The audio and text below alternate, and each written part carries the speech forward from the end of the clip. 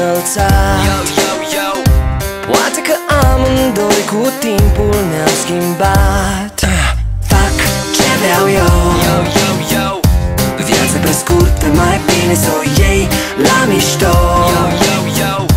N-am niciun stres, baby, eu fac ce vreau eu. Viața pe scurtă, my baby,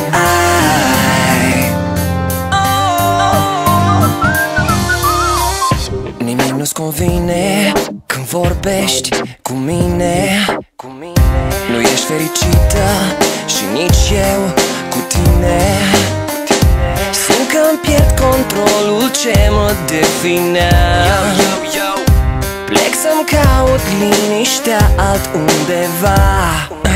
Fac ce vreau eu, viața pe scurtă, mai bine să o iei la mișto. N-am niciun stres, baby, eu fac ce vreau eu.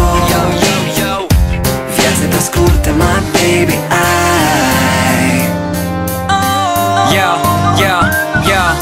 Tu vrei să ne certăm, ok, îmi iau un dex.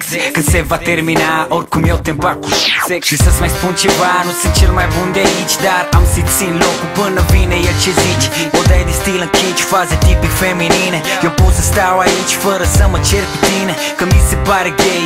Eu n-am nimic cu ei, dar tu ai gura mai mare ca un salariu NBA. Hey, vrei, nu vrei, eu o să fac ce vreau. Am creier de bărbat, tu o să plângi, eu o să beau. Toate fetele strigau și îmi zâmbeau.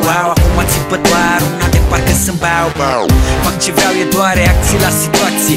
Ești rachetă că dai reacție la relație. Îți place să te cerți, pentru asta e vocație. Ignor și număr stele până fac o constelație. Fac ce vreau eu, viața pe scurtă, mai bine să o iei la mișto.